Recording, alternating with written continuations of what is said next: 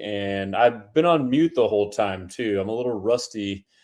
That's bad. I apologize for those on the podcast, but yeah, welcome to another episode of Second Guessing with Stressin. I'm your host Garrett Williams, aka Texans commenter, and yeah, I figured obviously we do my weekly Wednesday show. I'm late as usual. It's 9:22, but the draft obviously is tomorrow.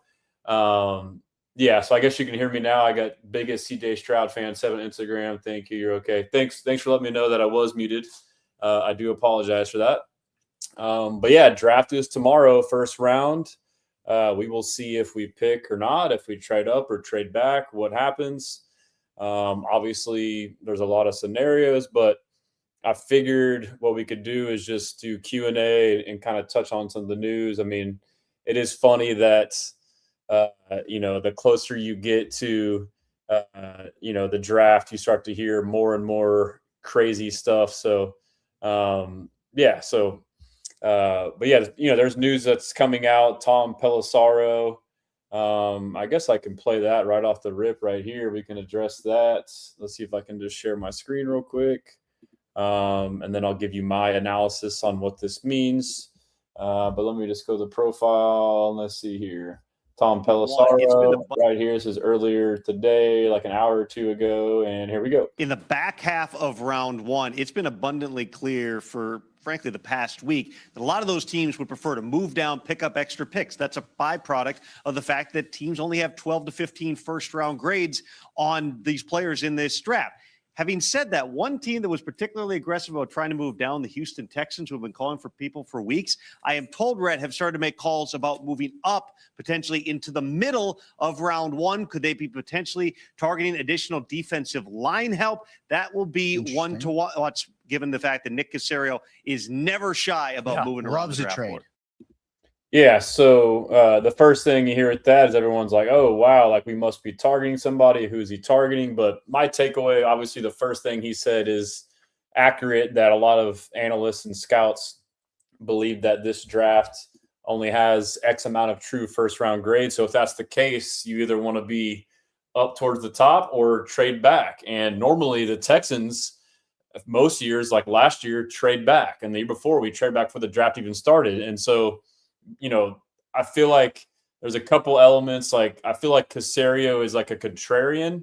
He always like goes the opposite way. And that's kind of how you gain value. If everyone's doing one thing, if everybody normally is trading up and not trading back, then if you do the opposite, you can get better value. So and also too, what he said in the previous weeks, we were notorious for calling everybody trying to trade out of the first round. And then now it's reports that we're trying to trade up. So really what I think is going on is Nick Caserio is just being Nick Caserio and doing his due diligence. Yes, I think we can speculate like, oh, we're trying to trade up to get this guy. I don't think that's what he's doing. If you listen to all his interviews leading up until the draft, he's had 2 or 3 interviews on Payne and Pendergast, on Texans radio, and I think he had another one. But basically, he says there's a couple things that I've noted on here and played audio clips from. He had his presser too with Chris Blanco and James Liffert. And in that one, he said, we don't have enough. In one interview, he said we don't have enough ammunition to trade up until 10. And you're watching picks 1 through 10, but then you're kind of getting ready after pick 10. And then another one's like, yeah, we probably don't have enough ammo to really trade up until 15. So the trade up is a possibility.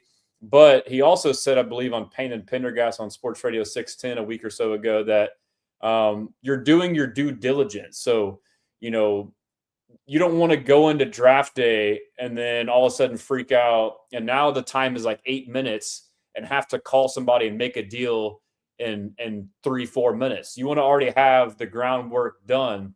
So you have a million hypothetical scenarios. You have your board, all the players you like, and let's just say Vega Ione is, one of your top players, and you have like a grade that he's like the number 10 overall pick, but he starts to slide to 15, 16, 17.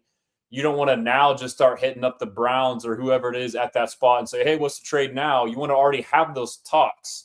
And he even said that, and he said it's not always, set in stone then, but you at least have an idea. You've already established the connection, the relationship. So I think that's all he's doing. And then the same with trading back, so he's going to play the board. Like there could be a situation where you have a really high grade in a player and he keeps falling. And then it's like, okay, now we can strike within range. And now you can sit there in real time at each pick, each round, each player. Okay, we want to move up. What's the cost? We have a good idea. So that's what that is. And then on the flip side, he's also doing the same thing as far as trading back. He wants to know, okay, if the board happens to screw us again, like it did last year, and all the players you like get sniped, what am I going to get when I trade back? And so, and then if it also is the case too that, hey, we're there at pick 28 and we got 4 or 5 guys that we would take with that pick still left, let's trade back. What do we get? Now we can get 2 of those guys with that extra pick. We get another guy. So shout out Rich Boy J on YouTube. He says it's almost draft time. Yes, sir. Long overdue. It's like bittersweet. Like, I guess for me this year, I've gone like more in depth than I normally have. Been more open-minded. Obviously, the roster is more complete, so you kind of have to be more open-minded so the needs aren't as specific. Also kind of adapting and learning to Caserio's line of thinking, which I'm coming around to. It is the more pragmatic way to not be so one-minded on this and that. He kind of does everything and lets stuff come to him. But so from that angle, it's like I almost want more time to get all my takes and opinions. So I was late today because I've been writing articles. I wrote one 3 days ago on the offensive line, super, super in depth. I basically watched film on all the offensive line prospects, and then wrote an article about, the current state of the room, the guys we lost, the guys we got, the positions of need, like tackle, what kind of tackle would you get, the scheme, gap scheme, the type of player, the fit, okay, guard, center, all that stuff. And then I went through the whole board, watched all the guys that I thought that weren't fits, a lot of guys that are popular names, but I personally don't like their play style. Like when I'm looking for O-line, like I want a guy who's nasty. I want a guy who's a mauler, who's going to run through your face. And like you can just, when you watch the film, like if you go to my article, I embedded all the videos too. I'll give you my analysis. Here's the player, 2-3 minutes. Analysis, player, 2-3 minutes, which obviously that's like a highlight film, but still you can see it's a distinct difference on like the type of player on O-line. And a lot of it too aligns with the scheme they're in. If you're zone, you're naturally not aggressive and trying to maul. But even then, there's guys in a zone scheme who have that nastiness to them. Like you can see the legit difference. Like to me, I can tell in the first 2-3 minutes, especially on a highlight tape. Like if your highlight tape doesn't show you just driving guys into the dirt and finishing them and going past the whistle, then you're not Swarm. And that's what DeMeco's been trying to get, and it's been taking time.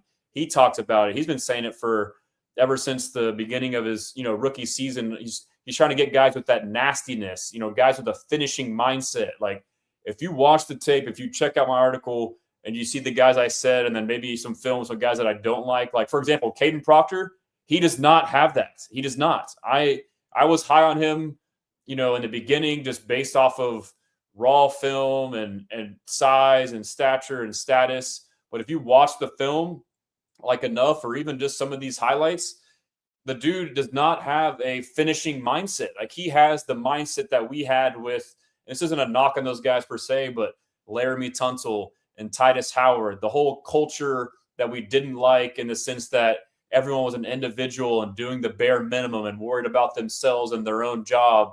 And, just, okay, I blocked him, my job's done. Caden Proctor will like block a guy, turn around, look to see if the play's done, turn back around, and then his guy that he initially dominated but then let up because he just did on his own will go make the play. I mean, it happens often. I mean, the guy had weight issues. He's a great player. And also, too, for him specifically, that's important because it's relative to a first-round pick. You can't – so that fits into Swarm, too, as well for O-line. But for a first-round pick, there can't be – he has to be rock solid. Like, you have to know, like, this guy's a dog. I mean, maybe some guys like that, you can, teach them how to change their mentality. Honestly, I personally think it's going to be hard to do, but maybe there is a case for that. But you don't have that project or chance as a first-round pick. So, but yeah, that's a long way of me saying I wish I had more time because I wrote one on O-line. I broke down all positions. I have my own target, my own boards, which we can go over. I just published one right now for defensive line, which is defensive tackle and edge, which to me, edge, We need a defensive edge, a DN3, and I broke down our scheme. It's a wide 9 scheme, a lot of spacing, and you kind of isolate edge rushers, give them space to attack. It's a vertical uphill attack scheme, so you want guys with a good 10-yard split, a good get-off, explosive. So you want guys with a good vertical, guys with a good broad jump, and they have to be good against the run. And so, but also the DN3, obviously Derek Barnett has not been re-signed. You have Will and Danielle Hunter, the best edge duo in the league. And so you signed Dominic Robinson from Chicago, free agent, who is probably your DN4 right now, replacing that Darrell Taylor role from last year. And so we need to replace Derek Barnett. And he had, I believe, I forget the exact snaps, like 400 to 500 snaps. Whereas, Will and Danielle was like 700 and 800. So he's playing roughly 35% of snaps is what our DN3 is. We rotate heavily. I know people don't like it, but I think it's a sound philosophy.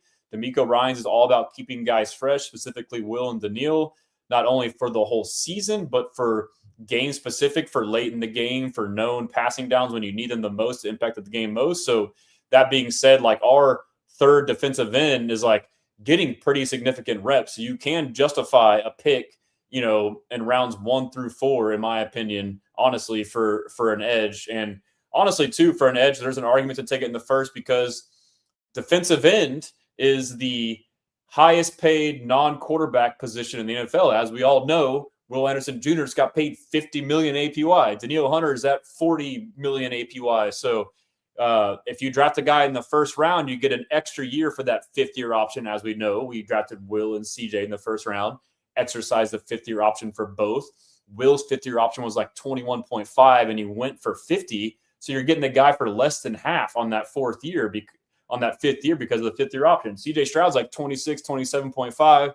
Regardless of what you think of CJ Stroud, having a CJ Stroud level of quarterback for that much money next year in his 5th year is a steal. So you can use that logic to potentially justify drafting one in the first. I mean, it can still be up for debate, but that's all the nuance that I go through in the article. And as far as defensive tackle, last year draft time, I was very close-minded, and I'm sorry, I'm just getting these thoughts off. I'll get to the comments here in the chat right after this, but last year I was very close-minded. I was like, and I looked at it through my way. I was like, okay, we need a receiver. We need this type of receiver. We have Nico Collins, an X receiver. We need a Z receiver, and we go and draft, Jaden Higgins, another X receiver, and it blew my mind. So part of it is being more open-minded, but that being said, like, I've been studying DeMeco's scheme, the wide 9 scheme, the spacing, the edges. I mentioned that stuff, like the traits there. But now on the inside, the defensive tackles, the year before, I was like, oh, we need a nose tackle. We need a run stopper. Our interior run defense sucks. I scouted all these, this year I scouted everybody. I learned to not scout anybody. But, before I was trying to be like lazy, like, okay, I only need to scout this, this, and this. But I was heavy on nose tackle, and we didn't get any. I mean, we didn't get any nose tackles. And then we re-signed Foley Fatukasi, our nose tackle, which means you're lining up at the 0 or 1 tech, which is basically in the A gap or right over the center. You're right in the middle, and you're taking on double teams, and you're just clogging up the middle. Essentially, you're a 2-gapper. But yeah, so I thought that's what we needed last year. And then Foley Fatukasi is the guy we signed, didn't even play. And so I broke down, hey, how many snaps do we even have in the A gap that would represent how often do we use a nose tackle? It was like 60-something snaps, 70-something snaps, and 80-something snaps in the past 3 years total for the whole team. You got guys like Dexter Lawrence that's getting 200-plus snaps alone as a nose tackle. So he's getting 3 times, 4 times the amount of snaps. Like, that also came into play when people were saying trade for Dexter Lawrence. No, like, he doesn't fit our scheme. So I understand that there's also been visits or supposed interest in Caden McDonald or Dominic Orange. So I wrote too, like, I can justify, for someone.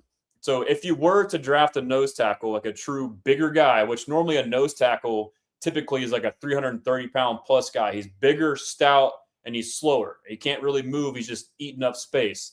But typically, kind of lost my train of thought there. When you're getting a nose tackle, they're only going to play limited downs. They're going to play early run downs. When it's a pass rushing down, they're out of there. So it would be hard for me to justify to drafting a nose tackle early on to only play them a small percentage of the time.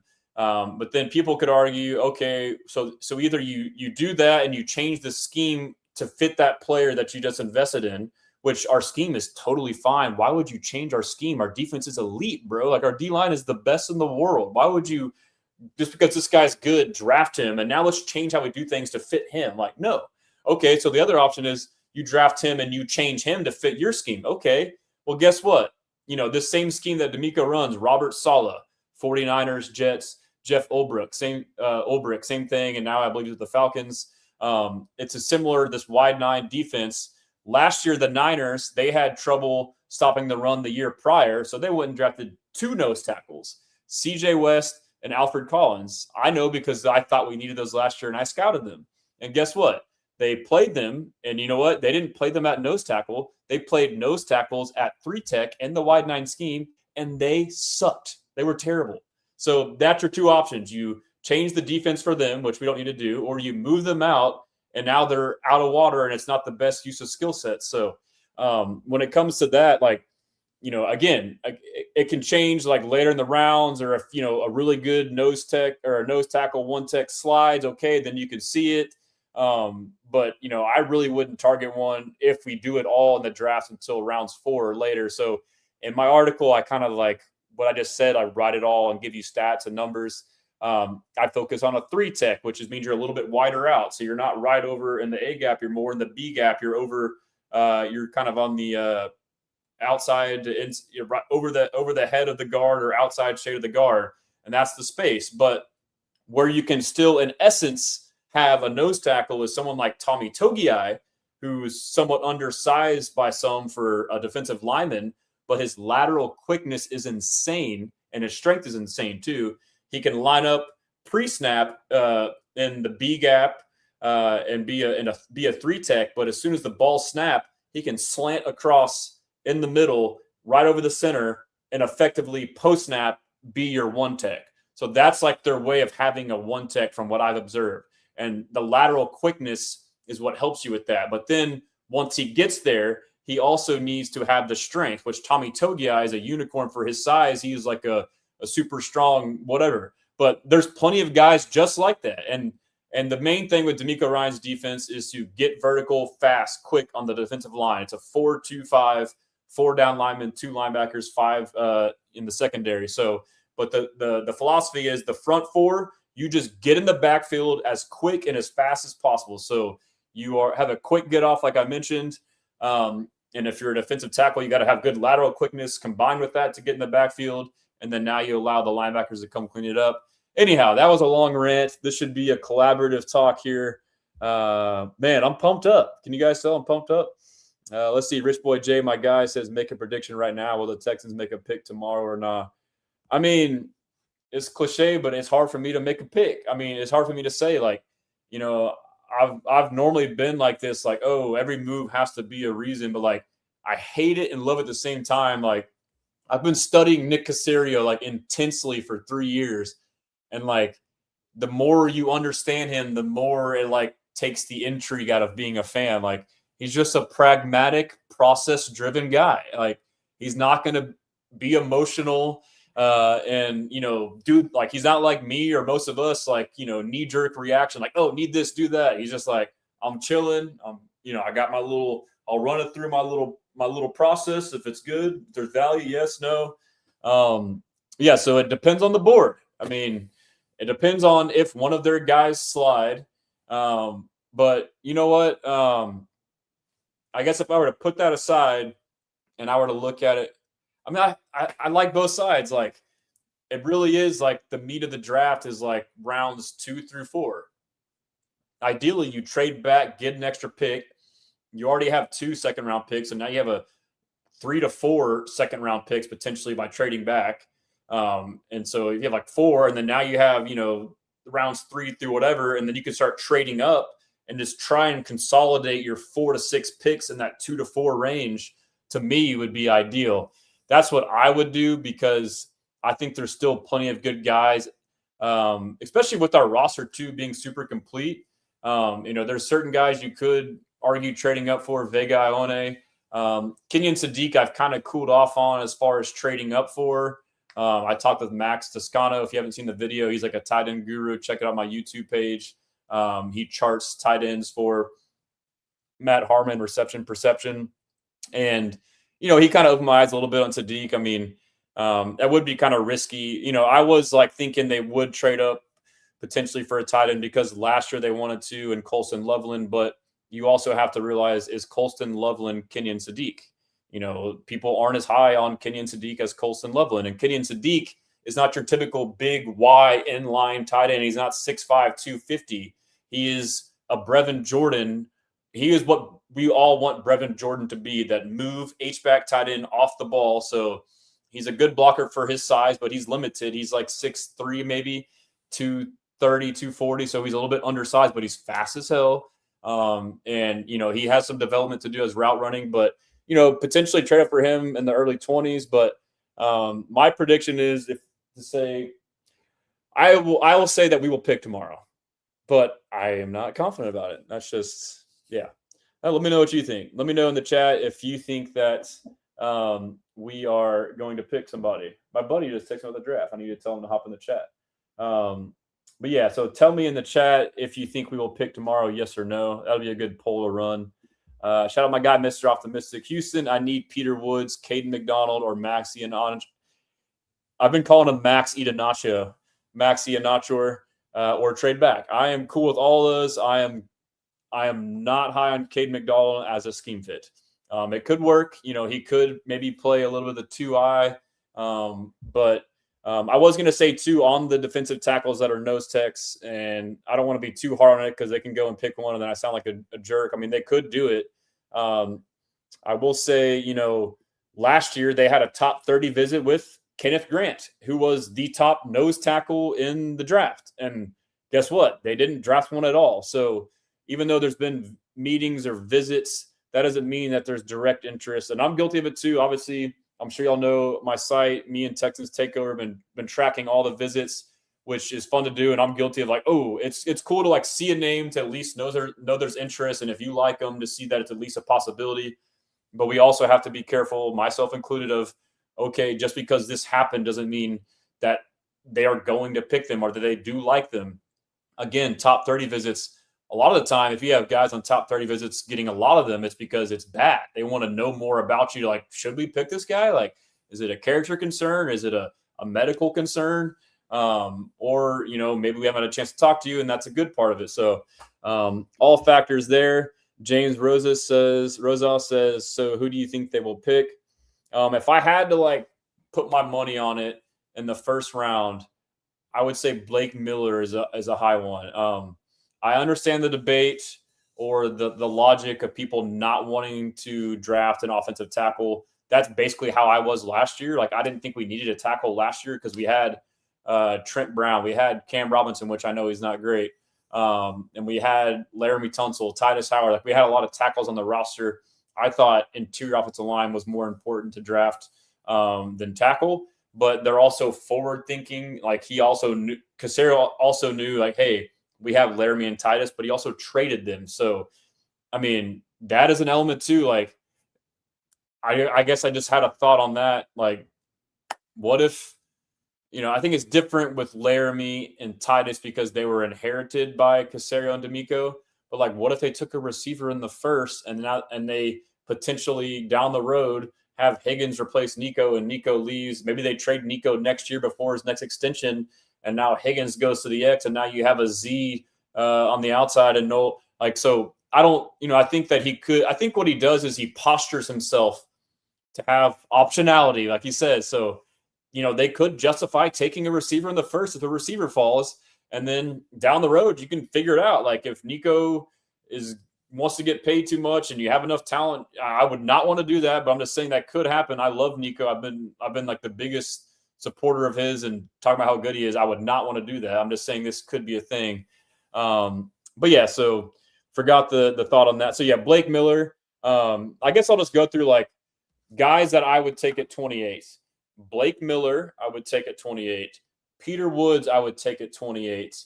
TJ Parker, I would take at 28. So Blake, those are all freaking Clemson Tigers. That's a pure coincidence. It's not some And I know they had a bad year this year as a team, but Blake Miller, to me, I'm surprised to hear a lot of people when I post about him, like talk about the tape sucks, he sucks. I saw, he's an Ironman 4-year starter. He's a mauler. He's swarm. He's physical. He'd be great for a gap scheme. So I like that about him. I think he looks great on tape. As far as I would take Maxi and Iheanacho. I kind of have Blake just ahead of Max just because of the development aspect, but the development aspect could be in favor of Maxi and Iheanacho given the current state of the room that we don't need a guy necessarily ready right now at the tackle with Arante Urstri at left tackle, Braden Smith at right tackle, Trent Brown there as well, Blake Fisher as well. But it just my logic on the tackle is like you're hearing a lot of this tackle stuff. They did it last year. I think they're trying to get 2 young tackles because tackle's a pretty premium position. Like you see Laramie guys getting close to 30 million plus. So, I mean, that's a pretty highly paid position. And you want to get some guys to protect CJ that are cost controlled. And Braden Smith is under contract for 2 years. It's not fully guaranteed. So there is the chance that, hey, he starts this year, does good. Maybe he gets injured. Maybe his play regresses or you got the guy behind him and he's better. You could trade him. And now you have a guy for, potentially, and then if you take a tackle in the first round, you get that 5th-year option. So that's another factor there too. So, I could see them taking tackle. I know people are like, well, we need guard and interior. Well, center would be the biggest need on the offensive line now if you had to break it down because guard, you could roll with not getting someone right away right now too. I mean, already on paper, the situation's better. Wyatt Teller is much improved from what we had at left guard last year. Evan Brown, who can play both guards and center. That's even if he had to start somewhere, that's a pretty solid improvement. Obviously, you got Ed Ingram back, and it's his 2nd year in this system. So that's obviously going to be even better. And then the other part, too, is it's just relative to the board. Like, there's only so many good tackles in this draft, like 4 or 5, and they're all probably going to go in the first. And there's going to be a run starting from 20 to up to us. There's, like, teams that need tackles. So that's all part of it too. It's not like you can't just look at how you are and what you need. You have to factor in the whole picture. And and people are like, well, you got like the logic or mindset of like center's our biggest need. You draft center first. Like, okay, well, what if the best center you can get in the 3rd round? Why would you go and draft that guy in the 1st round? Why don't you just draft other ones relative to the board and still get that guy? You can do both, and that can apply to a bunch of scenarios. So. So I could see them getting a tackle because that's what they've been conveying. To Blake Miller, I could see them getting a defensive tackle. A 3-tech is what I would assume, which would be Peter Woods would be an excellent one. And I could see them getting an edge. I gave my kind of spiel on the case for that. TJ Parker would be an edge there. Or if Akeem Mesidor were to fall to us, if Akeem Mesidor were to slide, I would trade up for him. I know people give me a bounce back on that, age, you already have edge rushers. I gave the whole spiel about, reps. Age is not a concern. Nick Caserio multiple times between the draft and now, or the combine and now has said age is not a concern. In fact, I believe age for them is actually something they might seek out because a guy is likely to slide because of age. And then if you look at it overall, everyone's old. The state of college football is transfer portal NIL. Kids are bouncing around, staying in school and getting paid. And it makes sense for them to do that. And it's not a knock on them. And then, yes, that means their career may not be as long, but that also means when they come to play, they're ready to freaking play. Like they've played for 5 years, they're developed. Like Akeem Mesidor was trained by Jason Taylor, one of the best defensive ends of all time. And Akeem Mesidor can also play inside, but like he's also like his tape is insane. He is so good, and just because he's old, he's like, oh, he's not good. Like he's 25 or 24, whatever it is. Regardless, if you give him 1st round, you get 5 years, 2nd contract. He's 30. Okay, he's in his prime. Come the 2nd contract, and even if you don't get a 2nd contract, you still got 5 years. But if he does get a 2nd contract, okay, you only sign a 2 to 3 year extension anyways. You think he'll play till he's 33? Yes, I do. So that's an option. Just going through the rest of the names that I would like It's already been 30 minutes. This is insane. This is how addicted to this stuff I am. It's already all in my head. It's just all I think about all day, just like all of us. But yeah, so options, I would do Miller. I would pick Parker. I would pick Mesidor. Obviously, he'd probably be up there first if he were to fall. At 28, I would also pick Christian Miller. So that's another point to hit on while I talk about that is, and I'm guilty of it. We're all guilty of it. We spend months looking at these consensus boards, and they are what they are. Like, we have nothing to go off of, and everyone kind of forms, and it is what it is. But it's never fully right, and it never can be fully right because every team is different, and they are the ones that ultimately decide how the picks fall. So, prime example, Gray Zabel, we're all mock drafting him like, oh, we'll get him second, third round. He goes in the early 20s. Oh, Tyler Booker, well, we'll easily get him at 28, maybe even late in the second or early second. He gets picked number 10, 12 overall by the Cowboys. So you have to remember, and we can only judge things based off of what the public deems or what we have. But as far as sorry, off my train of thought there. Christian Miller, like, he's, consensus like early to mid second. So like, oh, if you take him in the first, it's a reach. But like, is it though? If you're convinced on the player, which to me, he's a perfect scheme fit. He has a swarm attitude. He's got a quick get off. He's got a high motor. He's got a good work ethic. He's from Georgia. Like, we know what Georgia players are. He's in a position of need. That would be a home run to me. And then other picks too, there's guys, if they were to fall, if Omar Cooper Jr., the receiver from Indiana, were to fall, I would take him. I would at least consider it relative to who else is out there. But I think you could justify that. I think he fits our offense perfectly. He is a physical receiver who's also fast. He reminds me of Amari Cooper in his prime, which is a damn good receiver. We know how good he was. Amari Cooper and Omar Cooper Jr.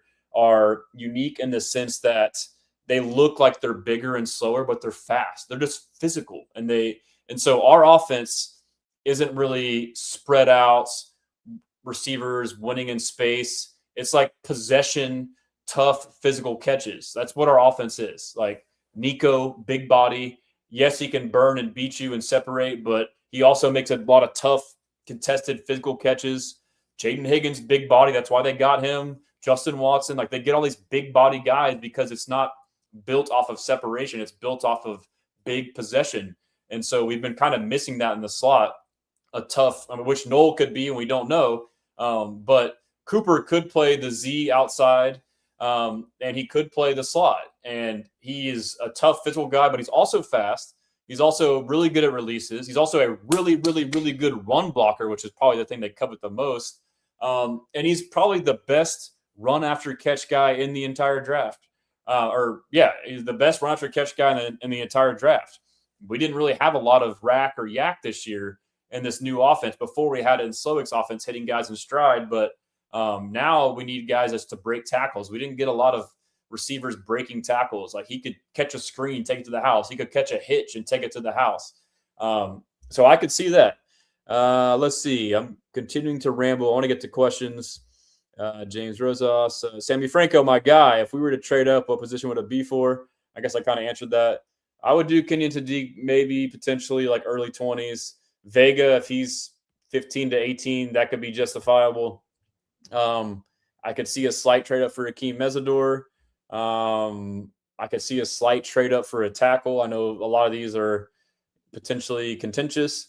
Sammy says, after completing the O-line with most of the guys on at least 2-year deals, I started evaluating the whole line. Draft picks very, very more harshly because you can afford it. Yeah, exactly.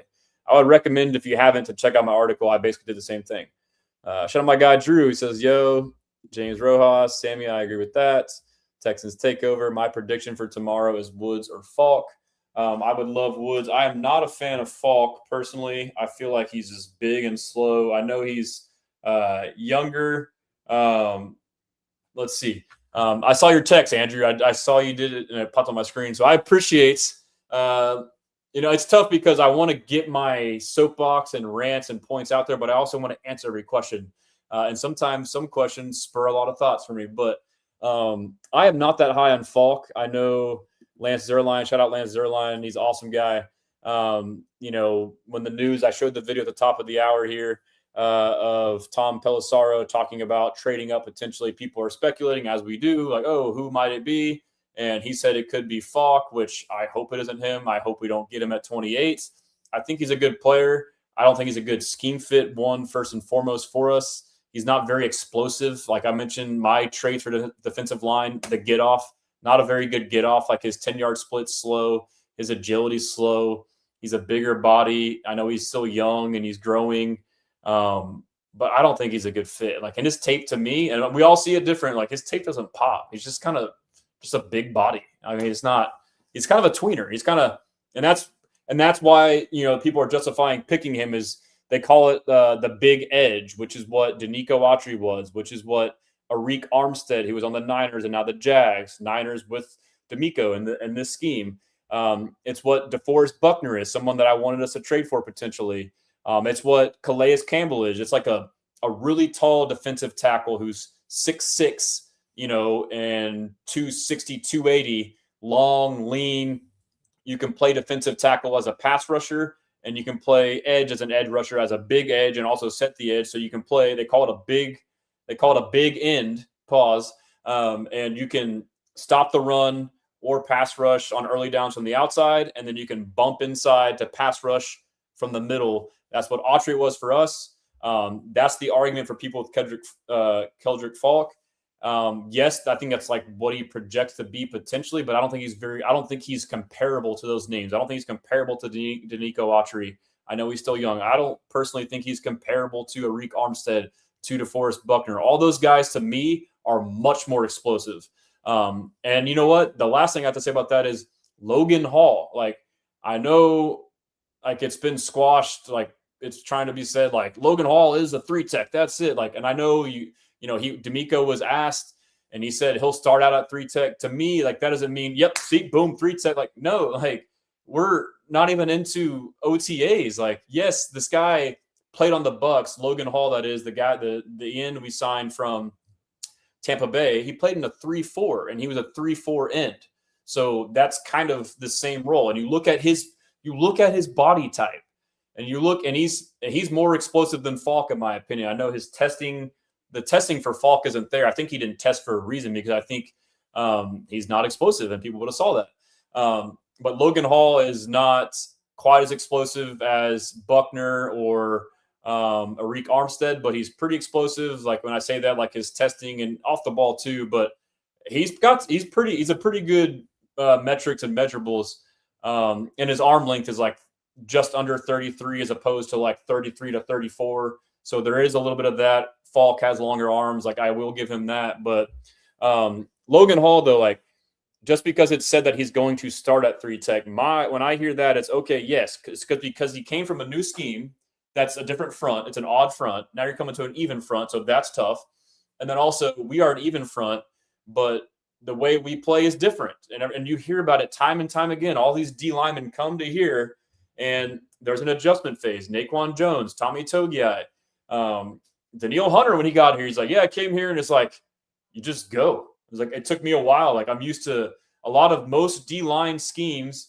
Most D linemen and most schemes are taught to, like, read and react. Here's like, nah, F that. Like, just go win. It's like, it's like bliss in the sense that, like, keep it simple, stupid, and it's more effective. Whereas now, on the flip side, most other defenses, you got your D lineman thinking too much. Like, no, your job is just to get in the backfield as quick as possible, cause havoc, and the linebackers will clean it up. So with that being said, he has to adjust to that. He has to adjust to a 4-man front. So going from maybe a 2-eye or maybe a 5-eye, depending on where he was. He was probably playing 5-eye as a 3-4 end. So he's probably playing wider. We'll bring him back into 3, figure that out. Okay, and now we'll put you back out at 6, 8, 7, or 6, 7, or 9 tech. I don't even know.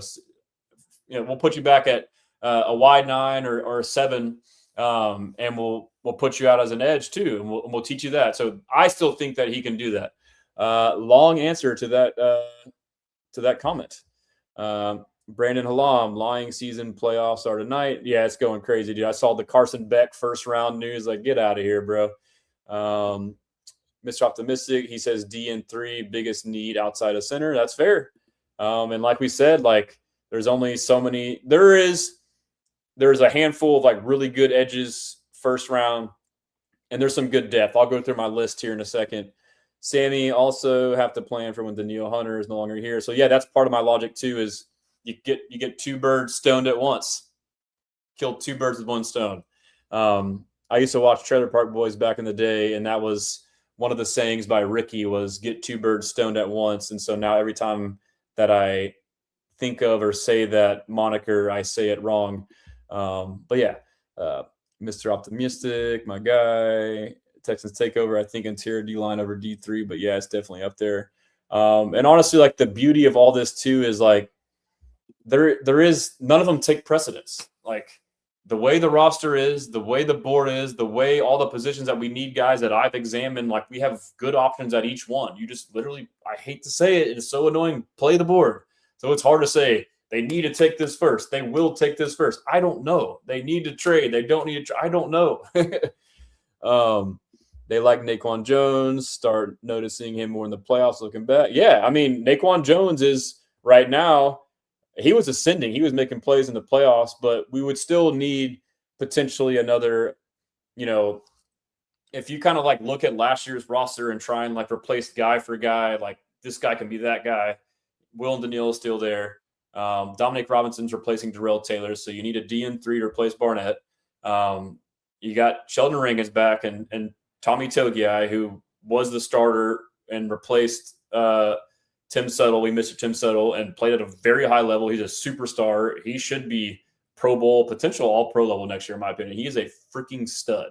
So we got all four starters, and then you brought Naquan Jones back, who became a good rotational tackle. And now you have Logan Hall, who's the DeMeco Autry, in my opinion, which is both. And now you need one more. So you need a DN3 and one more 3-tech. That's what I believe. Or you could add a nose tackle. But to me, you don't want to get a guy that's second, third string very high. So Hall playing inside gives you three solid dudes. Yep. Yeah, but I think you have to look at him playing both. But I don't know that we know that. I see a lot of shout out Michael, man. I appreciate that. Great points on the nose tackle. It's tough because like I really, really believe in that. It's like what I just said in the nose tackle, but I don't want to say it and be wrong because you hear all these reports of like they visit this guy, visit that guy. They might and like all these, and I'll say this too, like the more I've been doing this and getting in the weeds, a lot of analysts, like especially national ones, and I don't know if it's intentional or not, but they will say things. And it may be just aggregators, that get it. They will say opinions, and it'll be taken as fact or like, I know this.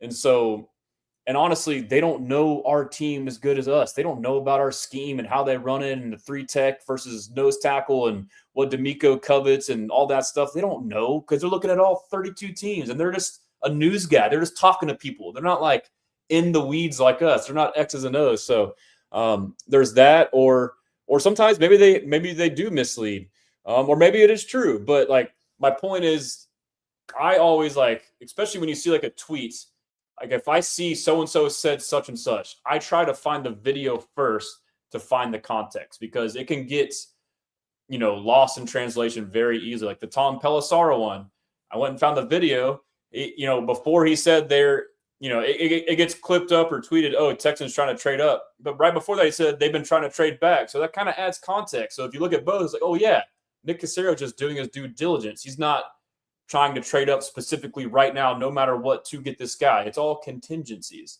So, yeah, that's what I would encourage. Easier said than done. And I'm guilty, too. I fall for it. Sammy says, I trust the D-line coaches and systems so much at this point. I think any DT would work out in the D. Yep. Rod Wright, shout out Rod Wright. He's a rising star, awesome guy. But dude, Landon Robinson, who's been on my show, had an awesome interview with him, All-American nose tackle from Navy. He is a perfect fit. I hate to like say this and like potentially put pressure on him, but like I get shades of Aaron Donald, dude. I know it's crazy. A defensive tackle, undersized out of Navy, but like very, very similar build.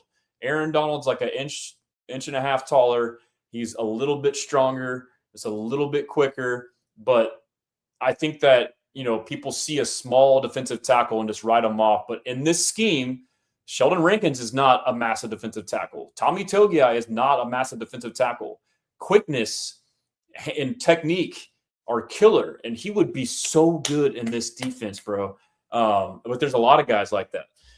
Anyhow, Mr. Optimistic, they cut players making more money than last year, quality over quantity this year. Yep. And that's where my logic of like condensing the picks downs to like rounds 2 through 4, rather than having 7, 8 picks all across the board, solidify it down to getting like 5 to 6 solid guys would be, or 4. I mean, that would be what I would try to do. Brandon Hallam, we will pick someone. Caserio won't sit on all that draft capital watching names fall off the board the entire night. And my buddy in a group chat made up a good point too, is if we were to trade and get capital, there could be the argument of getting 2027 capital, because this draft is kind of lighter and next year's draft potentially is better. I don't know the rest of it, but I know like obviously the quarterbacks are. So we could see trades where we stash 2027 picks. And if that's the case too, like if our roster is loaded right now and you don't want to pick a bunch of guys who may not make your roster, you may stash some of those in 2027, and maybe you have the foresight where this team might suck, and you may trade with some team who's good and it's a 2027 pick that's up in the air where, okay, they finished, let's just say the Bills or somebody. Like maybe he has the foresight to think that, just like I don't think that he did that on purpose with the Commanders with Tunsil, but that pick, that we got from them was way better than expected. At the time, like, oh, you got the Commanders. They just went to the NFC Championship. That pick's going to be like bottom 4 of the round. Like, actually, no, it's like top 8 of the round. You could see that again, too, like a little bit of projection there. Yeah, tight ends. There are so many good tight ends. Angel Torres. I feel like Oscar Delp would be a great tight end to draft. I agree. My goal, and it may be too late, is to finish. And I guess this doesn't matter because round 1, we may or may not pick, and it's just one round. But I want to do my article. It won't be quite as in-depth as the O-line, D-line, but I want to do tight ends and running backs in one. And then I want to do linebackers and secondary in another. And on tight ends, I mean, I've watched a lot of the film and a lot of the players. I saw a lot of them at the Senior Bowl. I want to go back through and kind of fine-tune it and dig a little deeper on some guys. But, my overall thoughts on tight end, which was before free agency and is still the same now, and which, by the way, Nick Caserio in his presser, him talking about him being upright and saying that we need to improve the room. Like, I was like, hell yes, dude. Like, him being open and honest about it, him saying obviously Schultz is good, but him being candid that Stover's kind of, we don't know. Brevin's coming off an injury. Yes, we signed Foster. Foster at least is good, solid, worst case tight end 2 backup blocking tight end. But I think we need another good blocking tight end with receiving upside. And this draft is loaded with that exact prototype. You could argue, or they could be looking for more of a move tight end, that H-back Brevin Jordan type, which there's a handful of those too. But as far as like the true tight ends, which I would assume in this offense with Nick Caserio, former tight ends coach from the Rams, from the Patriots, they probably want big tight ends. They like big receivers that are physical, that can block, that can make contested catches. They want big tight ends that are physical, that can block, that can make contested catches. They don't want these little finesse guys. They want some maulers at tight end, bro. And there are a bunch of them. Really good blockers. There's like 10 guys that are 6'5", 250, solid blockers. And some are really good at receiving. Some are pretty good. A lot of them are undervalued because they, 1, didn't get the ball thrown to them. 2, their quarterbacks suck. Like Nate Borkacher. Both. Quarterback sucked, didn't throw it to him. He was a steal late in there. Oscar Delp, offense sucked. Gunnar Stockton sucked. The quarterback didn't get a lot of receiving. Max Clare, he's another. I mean, you just go down the list. Sam Roush, my guy, same thing. Quarterback sucked. He's an all-around beast tight end. Eli Raridan, Notre Dame. I mean, Marlon Klein, Michigan. Later, way on down, you got another Ohio State tight end, and what's his name? Will Kazmarek. I mean, the list goes on. We can go through here in a second and look at all of it. I apologize on Instagram if you've been chatting. I've been rambling. So shout out Belo, shout out Old Brando. Says champions. See who else is on there. And if you want to re-listen, you can go to my YouTube under live and re-listen, or you can re-listen on Spotify or Apple. It's Second Guessing with Stressin'. Of course, follow me on all platforms at Texans Commenter or at Houston Stressins, Instagram, Facebook, TikTok, Twitter, website, HoustonStressins.com. I can pull that up. We have, shout out Texans Takeover, Andrew. We have the draft tracker, which also has like probabilities based off of recent drafts. There's a tab where you can see the last drafts based off of visits, need, whatever, how much of a fit they are. It's just for fun. But yeah, so shout out to people on IG, Highest HY. Enjoy your content. I appreciate that, man. Child Block, do you think they will get Jake Slaughter? So I like Jake Slaughter. I'm not super high on him relative to our scheme. I feel like he's more of a zone fit. I feel the same way for Chase Pasantis. IMJ Club says we want another Clemson guy. He says high on Keelan Rutledge. Yes, I'm very high on him. I've been high on him since the jump. He's only risen 2. We may be getting, knocked out of that window there. So Michael Gartman, I wouldn't be surprised if they stock up on draft capital for next year with the flexibility to use it during the season, considering next year should be a stronger overall class. Yeah, good point. Texans Takeover, I love Delp or Raritan. I'm huge on. Isaiah Myers, can he be converted to guard, though? I'm not sure you're talking about. DJ, trade 28 for Giannis. Hey, dude, Rockets, bro. Oh, my God. I've been stressing. Obviously, like, I like all Houston sports. Before I got really into Texans, like, covering it, I would be much more in-depth, like, watching Rockets, which now, like, Texans takes precedence. Like, regular season Rockets games, I'm like, I don't care, dude. I'm grinding film. I'm doing that. Like, I'm all about the Texans. But I still like watch them all year and watch games and keep up with the score. But like playoffs, I'm locked in. I'm like live tweeting like the Texans, and it's been stressful as hell. And I've been running on E all day because that damn game started at 9:30 and it finished at like freaking 12:30, and I was all amped up and pissed off. Didn't go to bed till 1. But yeah, so the Rockets, bro. I mean, I was always of the belief of I wasn't 100% sold on trading Jalen Green. But I was like kind of cool for KD. I'm fine. If not, we can keep him. I'd be cool with that too. A lot of people hated him and wanted him out. I get both sides, but I had always been overall like keep the young core mindset. Like you drafted all these guys, let them develop. But maybe I'm knee jerk freaking out. But like first game you lose to the Lakers, the B team minus Luka, minus Austin Reeves and Luke Kennard and Marcus Smart just torch you. And I'm like, okay, we didn't have KD. KD comes back. It's the same thing. It's even worse of a loss. It's just, in that first game too, I'll say this about Ime Udoka. I was like, had always been very high on him, but I would say this year, I always enjoyed the fire and like the macho man, the bravado, the don't mess with us. Like, we'll punk you guys. We'll talk crap to the refs.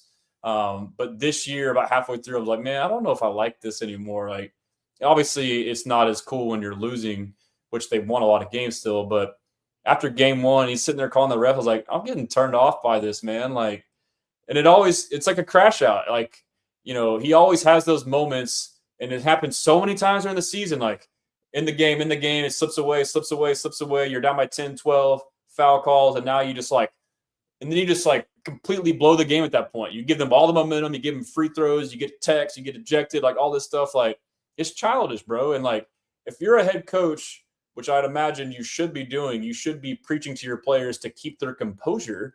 And then you're out there doing this stuff. I get that like there's times to do it to defend your players and stand up for them. I get that, but like the amount of times that he does it and the manner that he does it, like how hypocritical is that for him to be as a leader? Like, could you imagine DeMeco Ryans doing that? DeMeco Ryans will not do that, and he shouldn't. And that's why I love him. But like, he is the rare breed in the sense that he can be that physical, macho, bravado guy, but in like a right way, like in a respectful manner. Like he can get you to do what you want to do without having to cuss you out or like belittle you.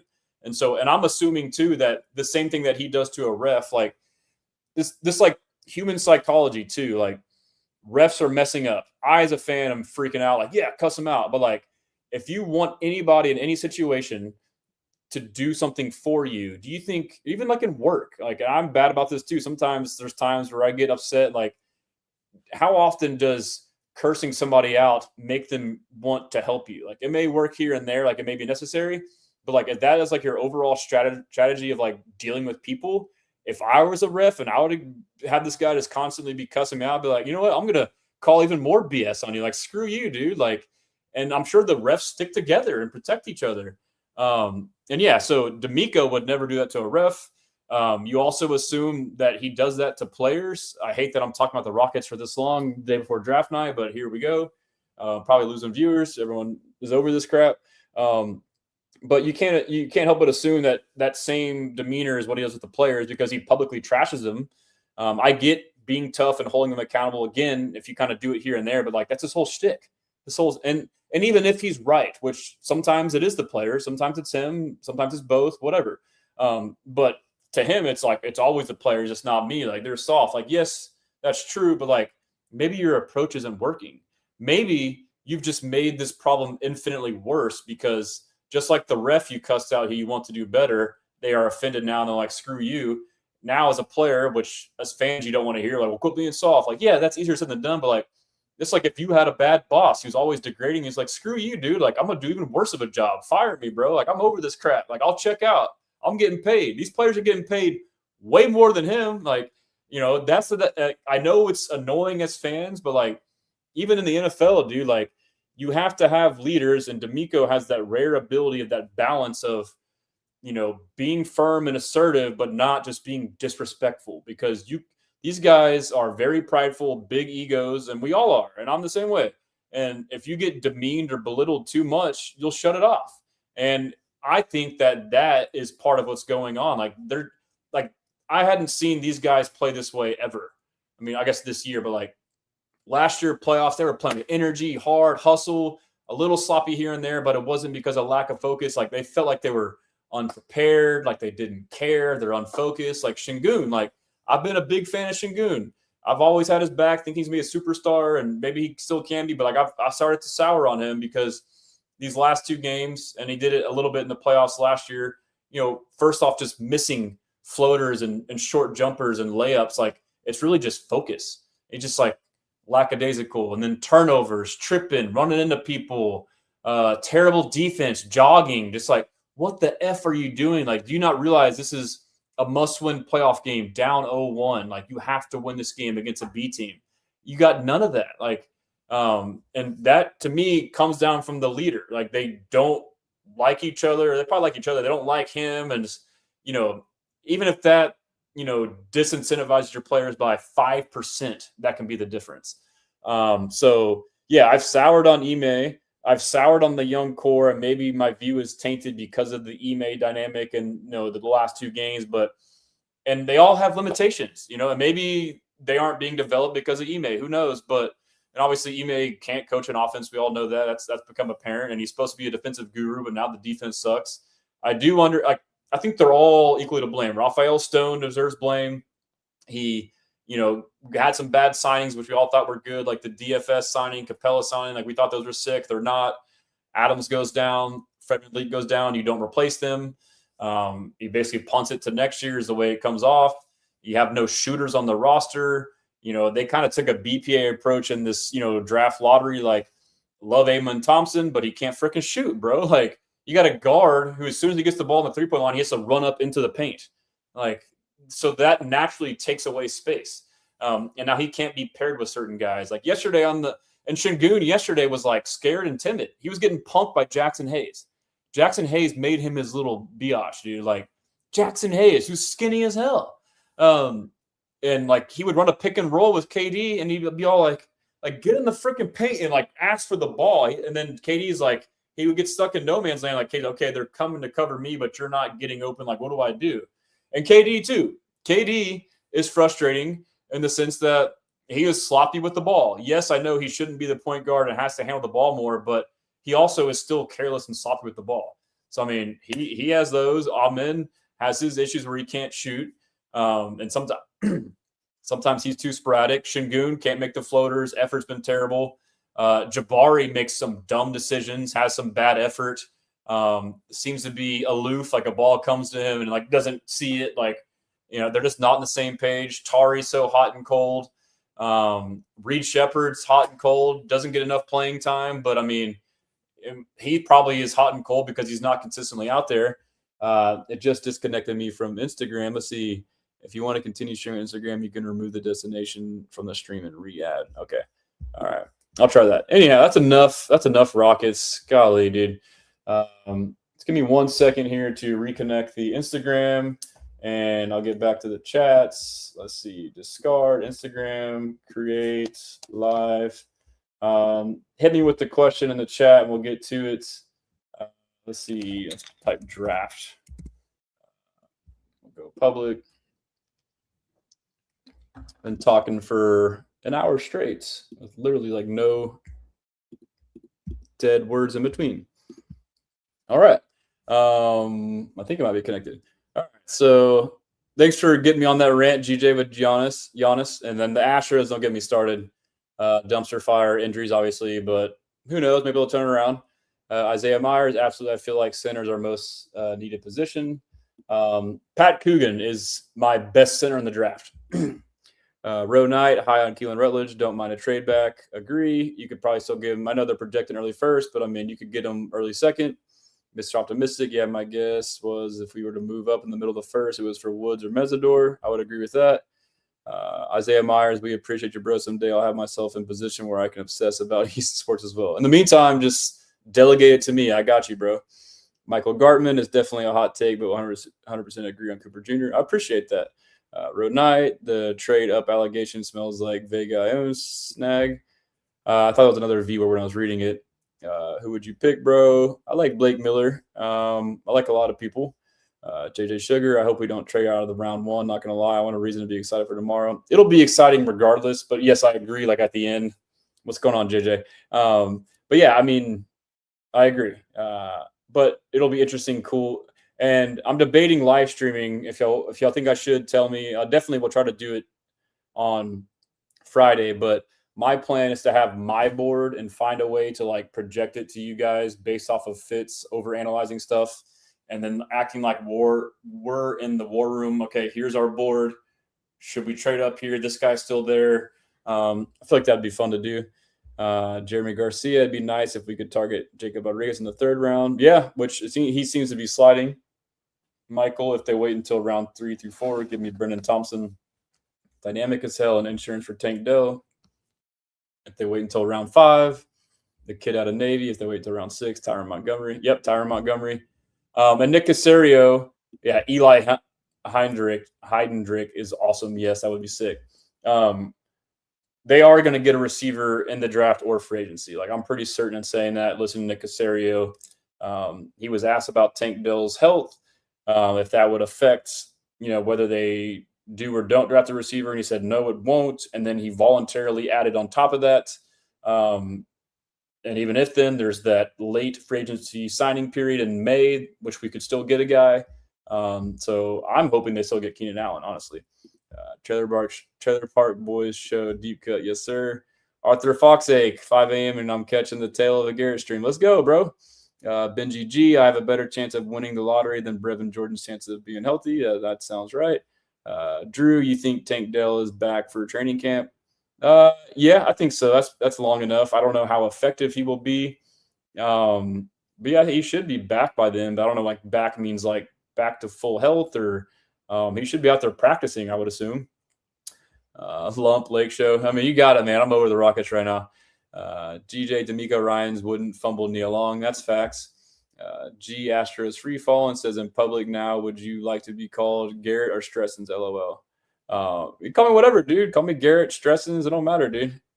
I had to change it on YouTube because I couldn't get monetized. I guess they thought I was like an imposter or something. So D-Real on Instagram says Sadiq.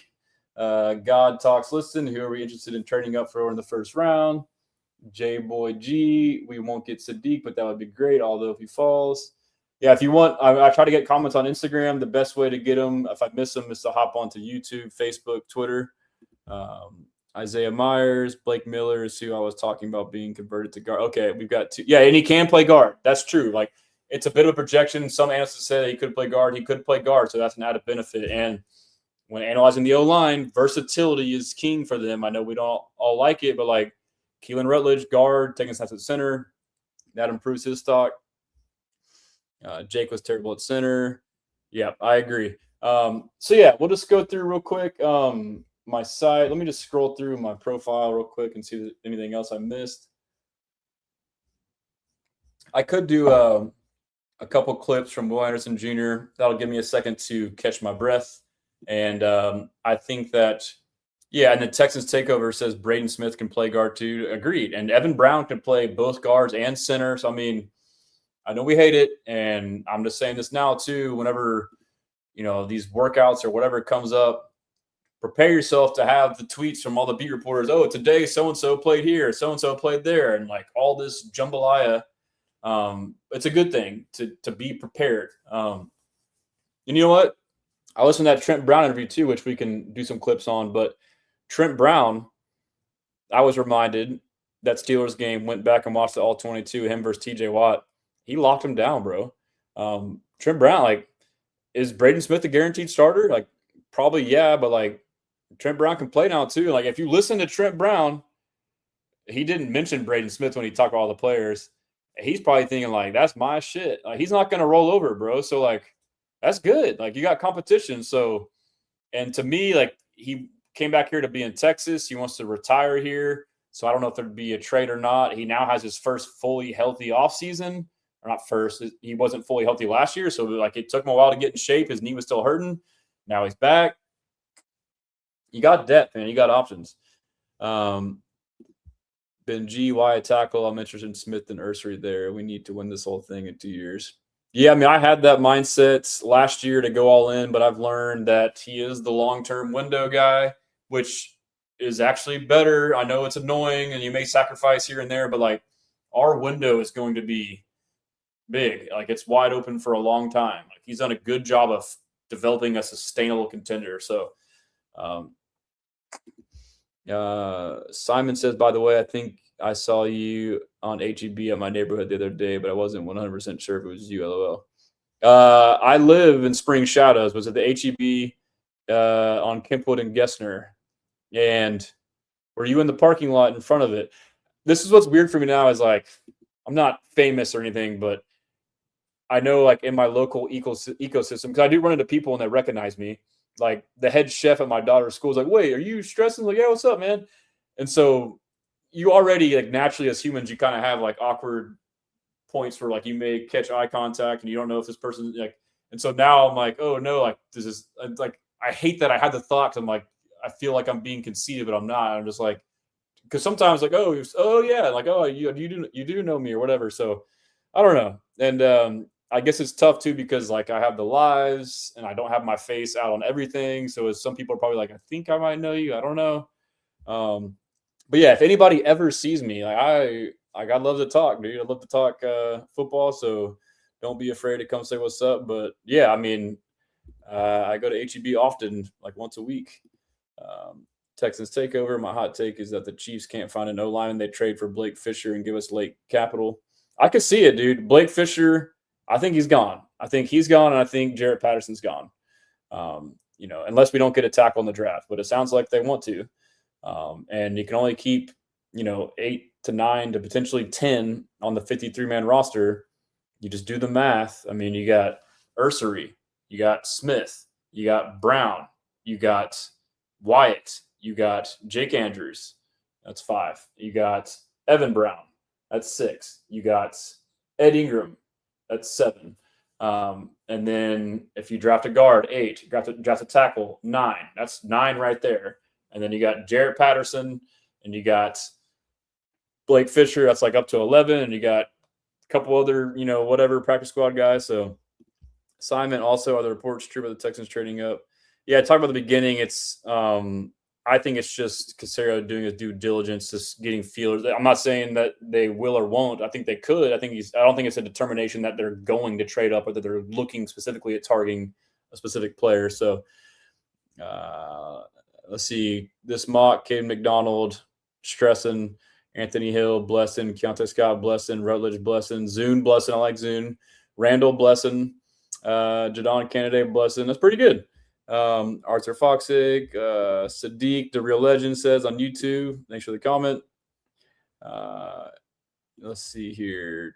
It was when Cole Pop recognized you. It was cool when Cole Pop recognized. Yeah, dude, that was crazy. That shit was, dude, that was wild because I got dropped off in an Uber. Never been there, so I'm like a fish out of water, like trying to find my buddy. And I get dropped off like right in front of Nick Caserio talking to Drew Rosenhaus. And I'm like, I don't belong here. So I'm just like waiting, standing around on the phone with my buddy. And then Cole Popovich comes walking up. I was like, hey, what's up, Stressins? And I think he said like blessed or stressing. And I was like, oh shit. Like, you know me, bro? I was like, what's up, man? He's like, yeah. Because I've talked to him like on DMs a couple times. Down to earth dude. And then met Caserio obviously afterwards. He said he recognized, like knew who I was. I was like, that's crazy. All right, appreciate that. Grant Irving, he says Basantis at 28 and CJ Allen at 39 would be ideal. Yeah, I'm a big fan of CJ Allen. I honestly have to dive in a little bit more, hopefully tomorrow, to get my full kind of take on linebackers. But they could definitely add a linebacker, and they seem like they're interested in doing that. I know you're an A&M guy with the profile picture, but as far as Basantis, I am lower than consensus. I wouldn't take him at 28. I wouldn't consider him, for me personally, relative to the Texans until like the third, which he'd probably be way gone by then. Just from what I observed on tape, he's a good player, but the way he plays, he seems to play more of a space zone style. He likes to keep people off with his hands. He doesn't really like to get in there and get physical. That's just my observation. Could be totally wrong, but yeah, CJ Allen, I like that for sure. Jennings Dunker, love him. Would you go in on Sadiq? Are you trying to give the joke? Yeah, I mean, I'm down to get Sadiq. And then Grant Irving, also gig him. I want some Aggies. There's some good Aggies. I would like Borkature. I like the nose tackle from A&M as well. Let's get to some videos. Give me a break, and then I'm gonna go through my articles, which will kind of go through my my targets, and then we can just maybe do a quick mock draft. So spread the word. Mock draft in 15, 20 minutes. But yeah, I want to show the video. We got the mute the audio, but CJ looking slim, bro. Oh yeah. You know, so we got Dalton Schultz there, Woody Marks, Jaden Higgins. A lot of the guys there. Woody Marks doing a lat raise, single arm. Wyatt Taylor's been in the lab. That's Evan Brown next to him right there. This video was clipped by Jacob. Shout out Texans Jacob. Is that Cole Pop right there? Look at that. That's not Cole Pop, is it? That's some other lineman. But yeah, so he's doing like a single leg squat. Who is that? Is that Foster or is that somebody else? I don't know. Or is that a lineman? Who is that? Let's see. Sorry, it's bad. Okay. All right. That's cool. Working out. Coach Rod Wright. Let's get his analysis on the Will Anderson Jr. Well, it's rare. Normally you have somebody who's very physical, very tough and plays that hard. Normally they have, there's something in their pass rush. They're not a pass rusher, they're a run stopper. Normally a guy's just a pass rusher and he's not a run stopper. Drinking some wine, by the way. Normally a little bit. A guy's super talented, but he can't connect with his team. He has it all. He has a little bit of everything. He's a leader. He's extremely tough. If I can make a debate that he's a better run stopper than he is a pass rusher, but I can also make a debate that he's a better pass rusher than he is a run stopper. Like that's what you want. And the toughness that he brings, the knowledge that he has, he's almost like a veteran that's only been in the league for 3 years. And we've had older guys come in this room. And one of my number one things to do is, and I don't do this to disrespect the guys in the room, but I tell them all the time, like, hey, this is the guy. Like, this is our captain. That's crazy. I vocally do that. And any guy that's new, as the alpha, you're going to be like, why is it him? And then after one practice, they're like, okay, right. That's crazy, bro. Cause that speaks volumes. I mean, and that's why they got him, dude. Like, he's worth every penny. Yeah, and then like the next day after having a presser about his deal, he's at a charity event, which was that previous video, by the way, was from Sports Talk 790. Luis Ortiz Sports TV has a clip here about Will talking about a charity, Camp Hope USA. All the on the field things, the accolades is fun, but I think the biggest thing about legacy is the impact that you have on people. How are you a positive role model in your community when some? But this was dope. Him talking about Houston here. World to me. No offense, I love Alabama, here. but when Houston means the absolute world to me. Let's go. No offense, I love Alabama, but when I found out I was coming to Houston, I was so excited. Because it kind of reminds me of home. Fast paced, great food, great weather, great people. But it means everything to me to be back here.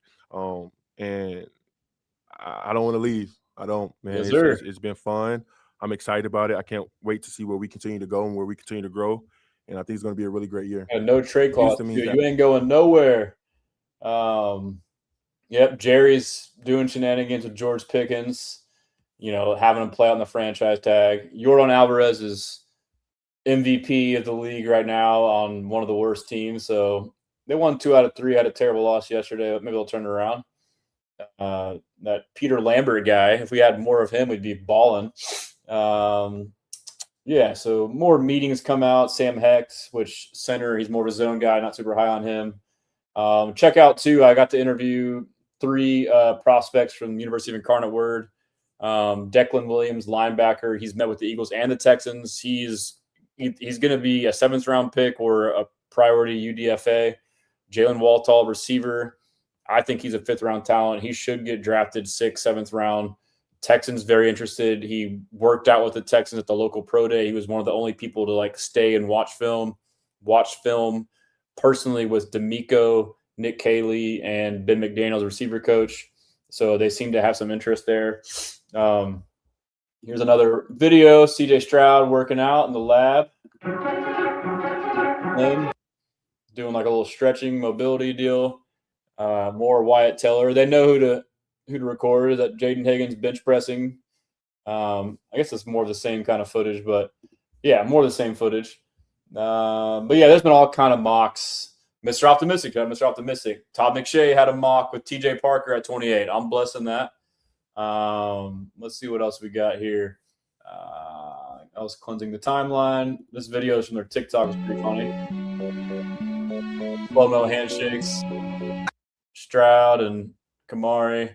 I got to mute because YouTube will probably ding me for the audio. And then Peter Schrager, who does a mock draft and supposedly is in the know. And usually his mock drafts are about tea leaves. It's not necessarily this player for sure, or it's more about this player may go higher than expected, or trades may happen. But you saw 5 or 6 prominent analysts mock drafts, and they're all different. It's just like us. Everyone's freaking guessing. Yes, that was Evan Brown next to Wyatt Teller, says Dozen. Cooking with Jaden. My hot take is the Texans trade up to get a higher pick and secure Peter Woods. I know he's been inconsistent, but he was great and wants the top 10 combos. I would be fine with that. I don't know how far up, but Peter Woods is a stud. I agree. But yeah, Peter Schrager, his mock draft had us trading up to 19 with the Panthers to get Blake Miller. I like Blake Miller. I guess that would be okay. I know most people, a lot of people don't like him. A lot of people don't like us trading up for that. I would potentially be okay with that. Maybe they go up a little closer. Maybe not that far, but FYI, if y'all haven't, join my Pick Pool app. If you download Pick Pool app, I'll repost it right now. Oh, damn it. Freaking lost it. Gosh dang it. Pick Pool app, and I have a thing called Stressins where you can, do the first round, and whoever wins, I'll give a free t-shirt to. So it'll just be fun to see what they do. But The Athletic with Dane Brugler and other guys from The Athletic did a mock draft, and they had the Texans drafting Christian Miller at 26. I'm with it. I'm with that. So, all this Rockets BS on the timeline, get past all that. I want to get to the Will Anderson Jr. Here it is. Yeah, so Pick Pool. The pool name is called Stressins, and the password, or it's called Houston Stressins. The password is Stressins with the capital S to join. And let's see here. Scott Green says the Texans don't need to trade up to give Blake Miller. Yeah, I mean, who knows? And for me, it's like it's relative to who's left. If Blake Miller's there at 20 and we got 6 guys that I would take at 28, then I'm chilling, you know. I guess it depends for them if they really want to tackle and a run. I mean, who knows? But yeah, here's Blake Miller right here. Let me see. This is from Theo Ash. Yeah, you know, his anchor isn't the best. He can definitely, but he's nasty. Look at that. Finish that guy in the dirt, dude. He's a mauler, bro. He's dirty. He's talking to that guy. Come on, bro. Let's see. This is what you want in a lineman, dude. Right here, Blake Miller. Let's see. Right tackle. Snatch or no, that one wasn't what I was talking about. This one, throw him on the ground, finish him. This one, flip on the ground. He's talking in his ear. He's talking crap to him, dude. He's a dog. Look at that. Mauling, finish him forward. Come on, dude. He has the nastiness to him. Grab him with one arm, pick up the other guy. Okay. Here, on the move. Boom. He just ran that fool over, dude. He's a mauler. That's what you want. He's nasty. He's a finisher. All the buzzwords. All of them. Yeah. He's not perfect. None of these prospects are perfect. This was pretty noteworthy. This video is via Aaron Wilson. I clipped it. Will Anderson Jr.'s agent, Nicole Lynn with Clutch Sports, talking about dealing with Nick Caserio. Yeah, I mean, Nick is incredible to work with. And the reason is that Nick, he obviously is doing his job as a general manager, but cares about the players. You can feel that. And that actually starts at ownership. You can feel that with the McNairs, that they want to do right by the players. And, you know, with Nick starting the deal early, I think for him was showing Will the belief that this organization has in him long term, right? They didn't want to play any games. They didn't want to hide the ball. They knew how important he was to the organization. They wanted him to know that through the deal. So basically, Nick Caserio and our ownership are pluses to deal with agents. So that's a good thing. Let's see. Yeah, Waltall interview. Let's see. Matt Burke. I don't think that was that noteworthy. Some good videos from the parents. This was pretty good by Steph talking about asking Matt really Burke fair about to compare them directly. I'm not going to do that. Will and talk about their commonalities of just how they are as players. Yeah, I think all great players. There's just a, that drive and the work rate and the commitment to being great. It's not easy. I've said this before. Everyone throws out like a cliche, like effort doesn't take talent. Like you can just go out there and try hard, and I disagree with that. Like to work at the way that those guys have worked. I saw JJ do it firsthand, to see Will do it firsthand, and the way that those guys work and have to like put their bodies through off-season training, it's not easy. shout out RIP Lefties on X. He says, I can't believe the draft is tomorrow night. Yep, it's finally here. Finally here. Yeah, Will Anderson Jr. said the only thing he's going to buy is a bass boat. And then there was a couple of quotes here I'll get on him. Where are we at? We're almost there. Okay, this is awesome. Will Anderson Jr. on like how it went down of him finding out about his extension. Who did you talk to first? Yeah, I was training down in Dallas, and I had checked my phone for a quick because I knew Nicole was, on me about it. And I was training, and we had took a little break, and she called me, and she was like, "Whenever you get done, I need you to call me ASAP." So my heart kind of dropped, and I'm like, "Man, I'm in here training. What's going on?"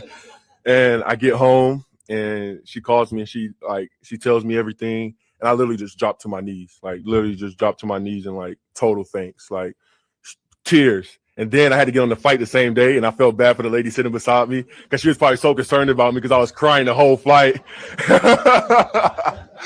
But and then we FaceTime my parents. My mom, she wasn't able to be on the FaceTime call because she was flying to back to Georgia, and my whole family just went crazy. Yeah, it's just a big moment for us. And like I said, it's bigger than me. I think about my family. I think about everything that we've been through, and to be able to, bless them just as much as they blessed me. Who did you talk to first? Yeah, I was training down in Dallas. He's genuinely happy. Obviously anyone would be happy you got paid, but happy for his family and crying tears of joy. That's crazy, dude. And then, yeah, he's still hungry too. Here's him saying it's only the beginning. I still feel like in my game, like I haven't even reached to the period of where I want to be at in my game. And I think this offseason continue to build my body up to be able to bend or to be able to finish on the quarterback. Like I think that's the next step, is just be able to finish on the quarterback. I've been joking with Miles and we've been going at it, and he's like, pressures ain't gonna cut it, big dog. And we've been going back and forth, but it's been fun, man. But obviously knowing myself and knowing my game is like, that's the next step for me. I'm talking with Myles Garrett. They're gonna cut it, big dog. Last one from his presser after the game. Okay, let's see here. That, like, it doesn't pass my mind. He's still hungry. After the last game, that's something that just going into workouts, going into training, like that's literally all I've been thinking about. Like, ask me about contract. Yeah, the contract is cool, but ask me about winning. That's more important. And how we get over this hump, how we can get past the second round is really what's been on my mind. And I think we did a really good job with free agency, going to get a lot of great guys. I'm excited about this year. Like I said, I know where this team can go. We have the pieces to do it. We have the coaching staff to do it. And I'm excited to get rolling and see what we do this year. It doesn't pass my mind. Like, he said he's more worried about winning than the money. I know people are like, oh, yeah, whatever. But, I mean, it's still good to hear. I want to find the clips from Trent Brown's interview with Teron Armstead on the set, and I have a great interview too with Ja'Cory Oneway. If you haven't watched it, awesome, breaking down him working out Kamari and Kalen. It's sick, dude. Talking about all the prospects, all the defensive back prospects. He trained Sonny Styles, he trained Mansour Delane, he trained all these guys, dude. Chandler Rivers, later draft pick. He's trained all those guys. Maybe I should just search Trent on here, and that'll pull up the videos, and then we can get to my rankings and a quick mock draft. We're an hour and a half in, and yeah. Okay, here. Let's see. This is Trent Brown on the O-line. This is on Ariante Ursery. More veteran presence into the room. Wyatt Teller. Nice, for sure. Huge addition. For sure. I think that addition, along with what we had and him playing aside, probably the best rookie tackle I've seen in a long time since myself, Ariante Ursery, bro. Yeah. Ariante Ursery, bro. Like that. Bro, I'm a fan of that young fella, bro. Real talk. I'm a fan of that young fella, bro. Real talk. And he don't care, but he don't care about what nothing say. He just hoop, bro. And that's what, like, you can't let these people, we talk about it all the time, you can't let these folks turn you into a robot, bro. You just got to play your game, take the meat to lead the bone, bro. If they coaching, whatever they coaching, if you feel like you can add it to your game, do that. If not, it ain't for you. Continue to do what done got you to this point, but just get better at it, bro. Bro, he really huge fan. I think Wyatt playing beside him, or I don't know what the rotation gonna look like or whatever, but I would assume him being a career left guard, right? I would assume that's where he would be, and I think. But yeah, so praise for Ursery, but then he also says Ursery is going to do even better now with Wyatt next to him. But yeah, for credentials for Senior Bowl and draft, you can just go on their websites, and I guess it just depends on if you. I guess each one's different, but Trent Brown, this is him on CJ. His development and what we can expect from CJ Stroud moving forward. I expect CJ to get better, bro. I think people be so quick to throw people away that they forget what you've done for them. You know what I mean? Quick. To even like the build up, you know what I mean? And so I expect CJ to get better, bro. I think CJ is gonna come in and be even more of a leader, better leader than he's been. I think his approach will be different. Me and CJ had a discussion probably about a month and a half ago, and talked about the season and what he felt that I felt that he could be better at. And so I think I love that. I think this. So it sounds like he's saying CJ reached out to him proactively saying, "Hey, you tell me what I need to improve on." And Teron Armstead's like, "Yeah, that's awesome." Off season is a little different for him, and I think he's gonna surprise a lot of people, bro. I think people thinks that he might be down in the dumps, or they might be down in the dumps on him. But I think he's gonna surprise a lot of people, and I don't even think it's gonna be a surprise. I think he's just gonna be a return to the pro that he is. And I'm excited for that. I'm looking forward to it. I love to hear that. Yeah, I mean, that's all you need to hear right there, bro. That's it. That's all you need to hear. Let's see. Dozen says Trent interview was the best. Loved it. Learned a lot about Trent. Yeah, he's a great interview, dude. I've listened to a handful of them. He's a fun interview, dude. His The development. one about Teron Armstead, and I put the all 22 below him, talking about him against TJ Watt, shutting him down. Watch you in the playoffs against the Steelers. Oh, they had to put an alert out for TJ Watt. Like, we looking for him. Bro, impressive, Trent. From start to finish, that was one of the best performances I've seen in years. Appreciate it. In a one-on-one standpoint, with an all-time great. Mm-hmm. What was that matchup like? Talk me through your preparation for TJ Watt in the playoffs, all that.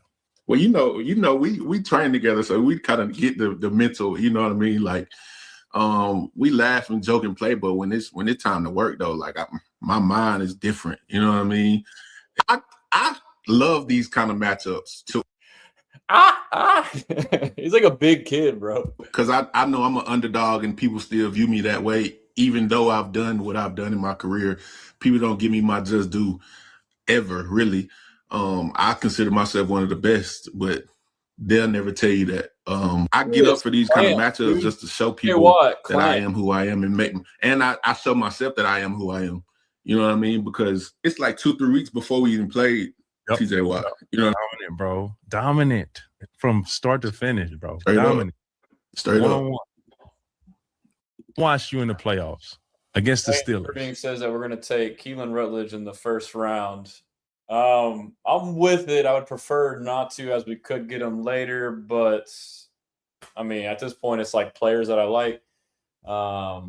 But, yeah, so I think that's good on that. Let's hit to the site, and then we'll look at this real quick, breeze through. I'll show you, like, this crazy in-depth article, dude. Spent a lot of time on it. If you got time tomorrow, it's got film, too, to kind of, like, so you can see, like, here's what I said, okay, and then you can watch it and be like, all right, does it match up? But this is the one I just did on the D-line. We talked about it on here.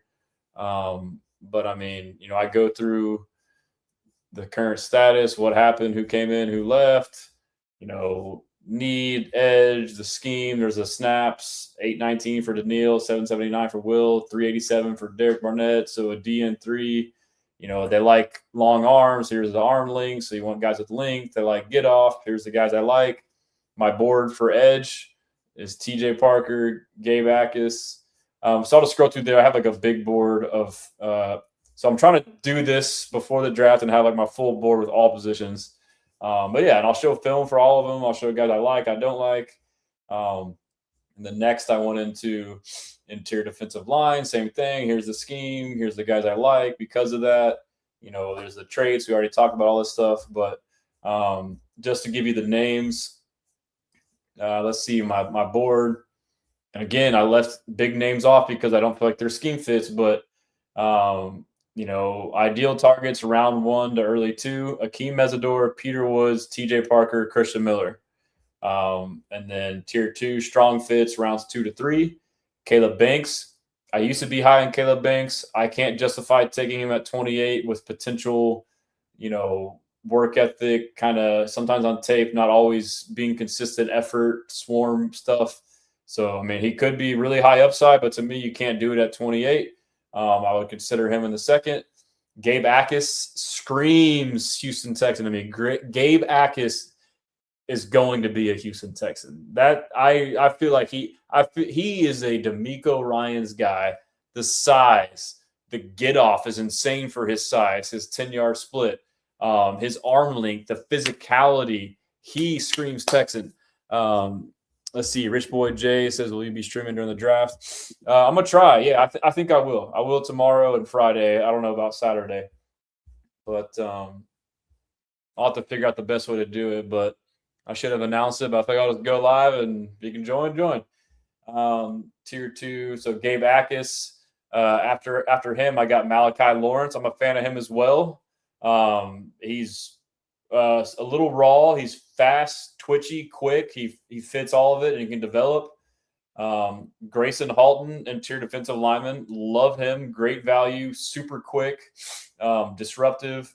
Danny Dittis Sutton. He is another guy.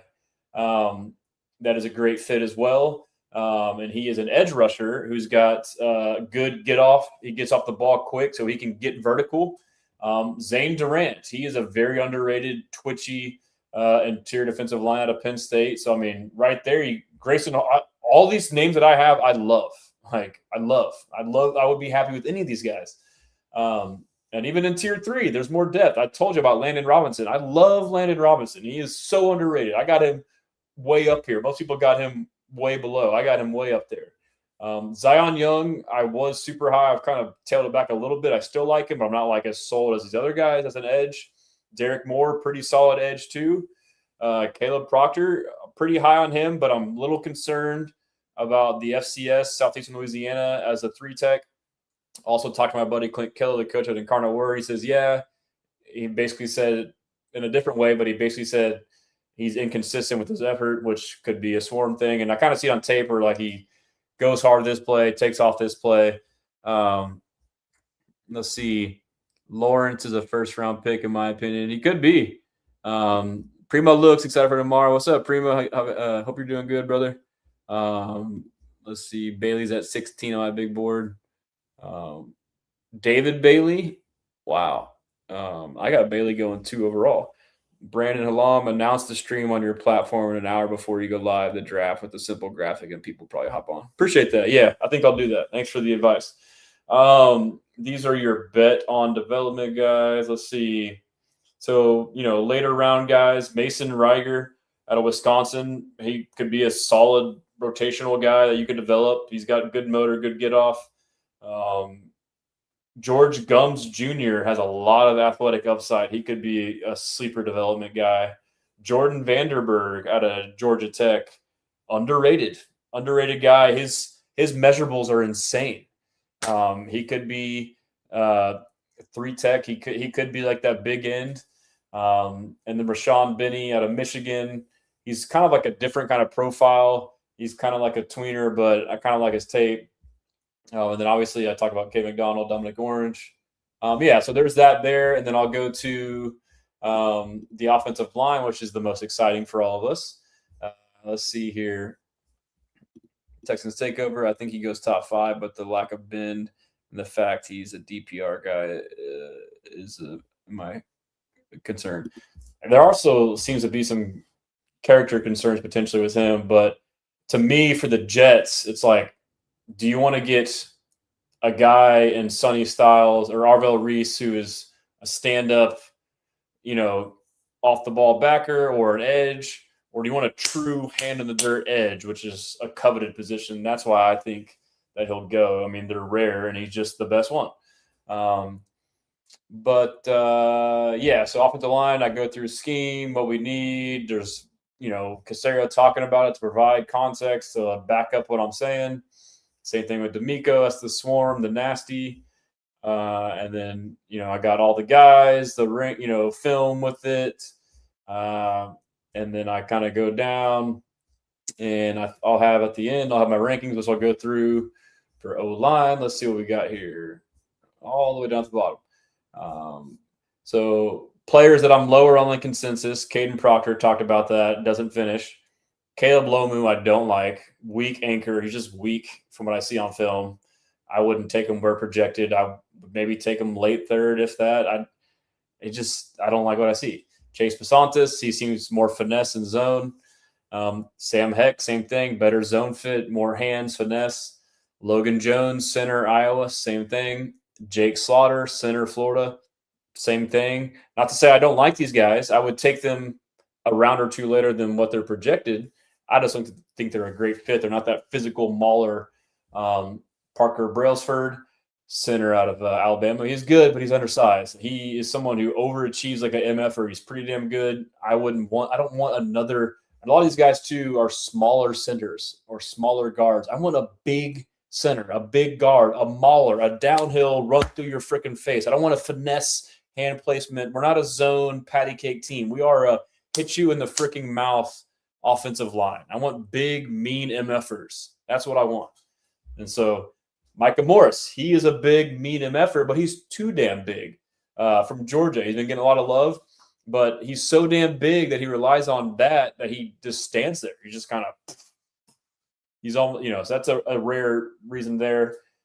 Caleb Tiernan, Northwestern, he's too light. He's kind of like Lomu to me, although he's projected to go guard, but still the same. Markel Bell, he's tall. He's too weak to me. Demetrius Crownover, same thing as Bell, tackle from A&M. Bell's tackle from Miami. So my board for O-line, Vega, Blake Miller, Maxi Inácio, Kean Rutledge, Emmanuel Pregnon. So I have Pregnon a little lower than consensus. He has a little bit of that more so zone-based profile. I would still take him, but I used to be high on him. I've kind of cooled off, maybe late second, early third, but I wouldn't be reaching for him like many project. Then I have Billy Schrauth, underrated as hell. Billy Schrauth, Notre Dame guard, dog. Watch Billy. Go to my article. You can watch the film. Jennings Dunker, dog. Physical, mauler, tackle, short arms, projected to go to guard. Might be some development there, but he's got the mindset. He's not going to be perfect, but he's got what you need to work with. Pat Coogan, I am at the best center. How is Pat Coogan a 5th-round pick? Consensus is so dumb. Likely one of the best players on the best team, the center on Indiana, was the MVP of the Rose Bowl as a center. Absolute mauler. He's been that his whole life. He just drives guys into the dirt. He is a psychopath. If you watch his pregame speeches, like he's out there to kill. The year before, he's at Notre Dame, led them to the national championship. He is a leader. He's got teammates like Omar Cooper Jr. saying he's the best leader and best teammate he's ever had. He's got the respect of people. How? I don't see, and he's tall. He uses his length good. Like he uses his leverage and his length to lean into MFers to freaking drive them, dude. Like he is nasty. I don't know how he's so low. Like I haven't seen one argument. Can somebody tell me why Pat Coogan is not the best center or why he's in the 5th? Connor Lew. I like Connor Lew. I'm slightly below consensus, but I still like him overall. I think he's great. I think he'd be a great fit. I feel like he's getting hyped up a little bit. I know the injury's there, and supposedly, his doctor sent a letter out saying he's way ahead of schedule, which obviously they'll say that, but I would take him. But, I'm just like a tick lower than consensus on Connor Lew, but I would love him as a Texan. I'm just telling you where I'm at relative to the board. Jalen Farmer from Kentucky. I like him. He is a mauler, a guard. Bo Stevens, with Iowa, he's a mauler. I like him. He's nasty. Jaeger Burton, Kentucky, center. He's a mauler. He can fit. He's bigger. Travis Burke.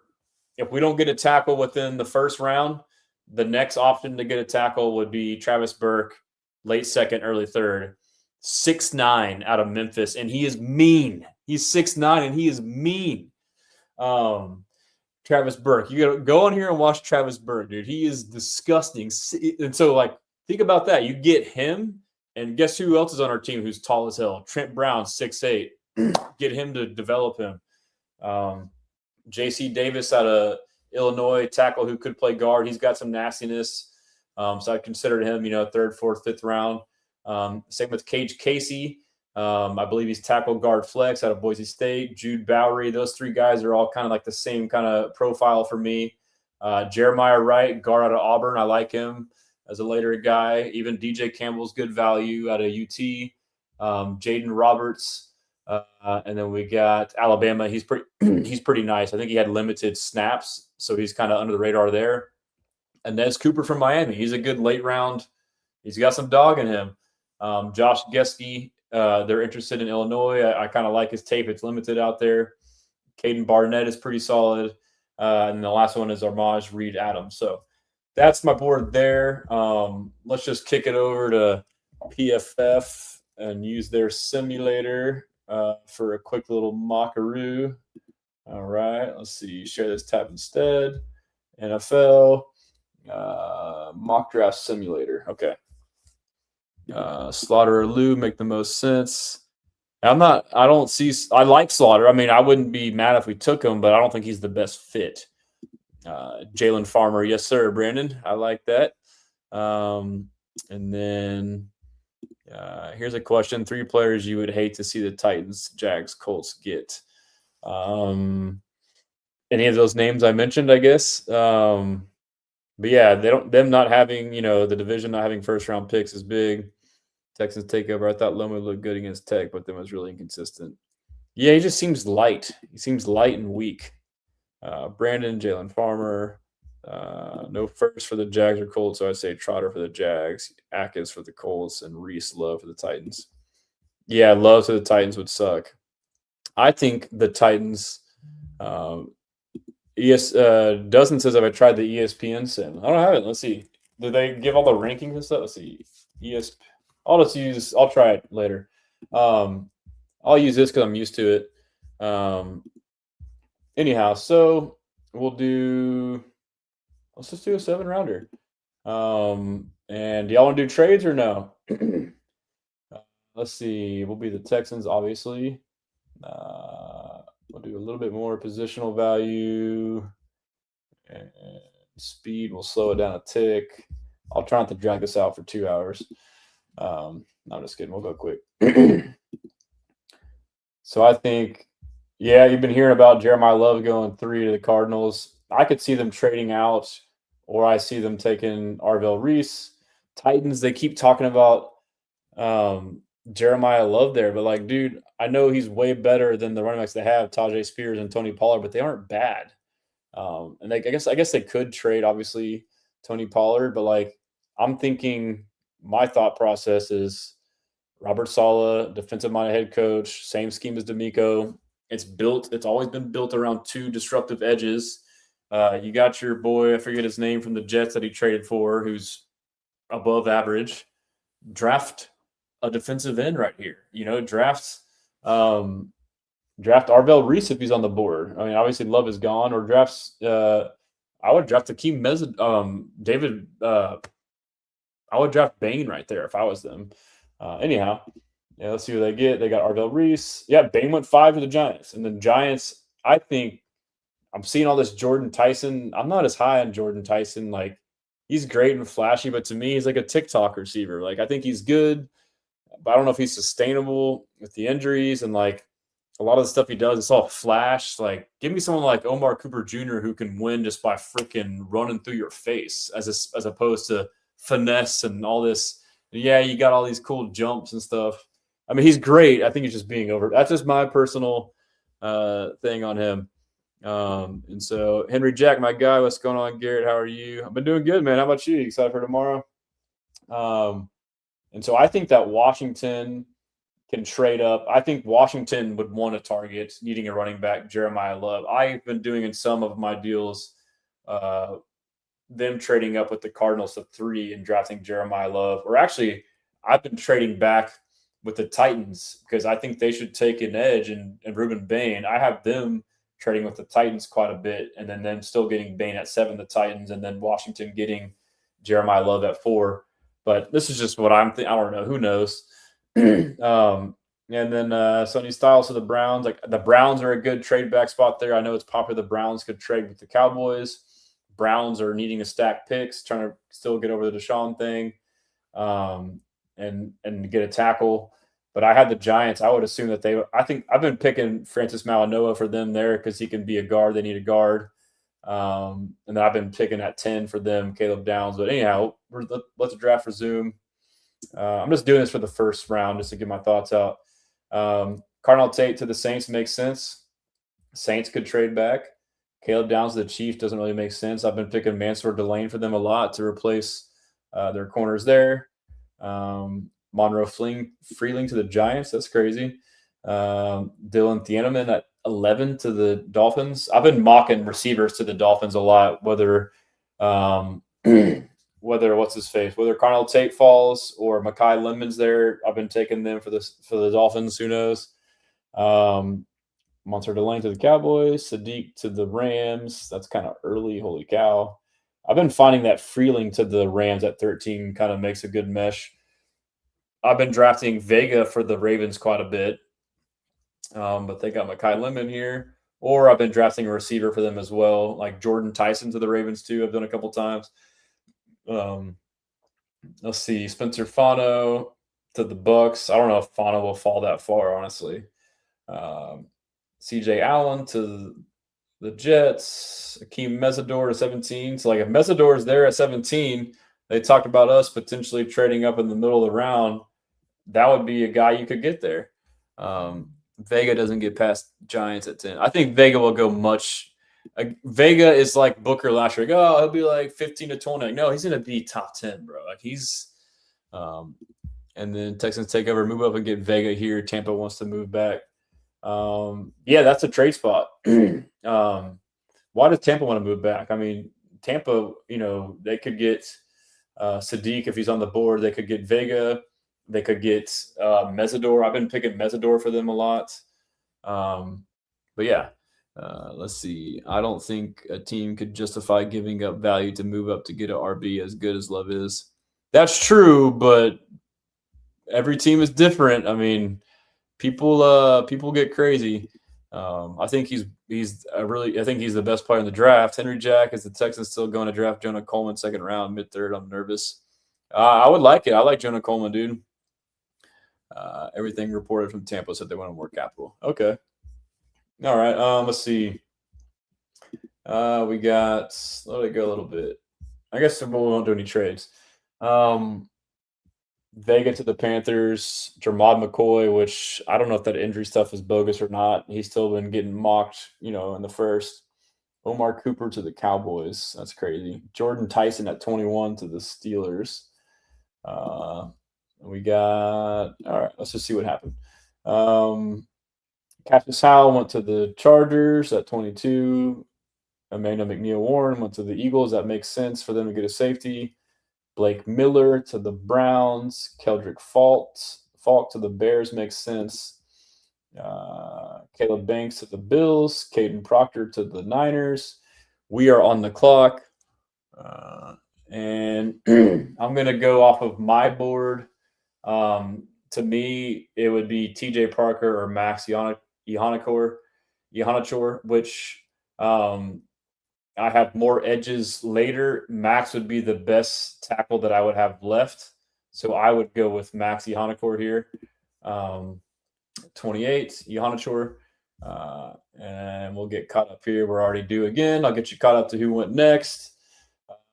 So Avion Terrell went to the Chiefs at 29. I've been mocking that a lot. That makes sense if they don't get Monter Delane with their first pick. Denzel Boston to the Dolphins. Peter Woods to the Patriots. Caden McDonald to the Seahawks. That's going to suck if that happens. That's a good fit. Colton Hood to the Jets. Casey Concepcion to the Cardinals, which I like Casey Concepcion, but I feel like he's getting overhyped a little bit. I don't think he's a first-round talent in my opinion. I wouldn't take him in the first. TJ Parker to the Titans. Christian Miller, no, to the Raiders. Emmanuel Pregnon to the Giants. So now just kind of looking at the top, Lomu, no. Hunter, not a fit. Zion Young, maybe. Man, I kind of got screwed based off of my board. I don't like that. I want Gabe Akis as my edge, which I don't know if he'll be there. I'm going to try and risk it and see if he'll be there at 59. Let's see. So we don't need an edge. We could go corner. We could go receiver. We could go linebacker. Jacob Rodriguez kind of makes sense. And again, too, I hate this because it's not realistic, but yeah, I think we'll go here. We'll go J-Rod. Young here or Rutledge is what I think. Rutledge is still out there. All these players going off. Oh, they got Gabe. Damn it. And Malachi Lawrence. They got my two edges, which, I think there's still some value edges that I like. Dennis Sutton is probably the only name left that I would like at 67. So we're at 69. I'm going to risk it and hope we get him at 67. And so let's see what we got for interior O-line. Let me remove the edge real quick. We got Rutledge here. Okay. I mean, yeah. This is tough, though. It's like I guess Rutledge can be our center. I want Coogan still. Antonio Williams, Jake Golday. Oh, they took Dennis Sutton right before me. I'm getting sniped, bro. Come on. All right. We got Grayson Halton, though. Yeah. Okay. Grayson Halton. Let's see. Edges. Romello Hyde, I'm not high on. I guess we don't have to get an edge. We can go sign Jadeveon Clowney. Is what we're going to do. We're going to go get a vet after this. Playing the board. We're going to get Grayson Halton. I like him as a 3-tech. We can start looking at tight end next, roughly. Coming up here in a minute. Got a little ways. Yeah, Connor Lew, mid to late third. What do y'all think? Would it be worth drafting 3 linemen? Because, like I mentioned, the whole layout, like if you get tackle, center, guard, is that too much? Because I mean, now you got Fisher's out, now you got Patterson's out. Like now, who's the odd man out? Is it Evan Brown is the odd man out, or is it Jake Andrews, who was your starter last year? That's where it starts to get dicey. Do you think that with 6 or 7 teams not having first in the draft, we'll have a record low viewership on night 1? That's a great point. I mean, it is kind of weird. It is weird.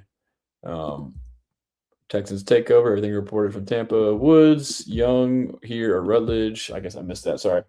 Let's see. Where are my picks?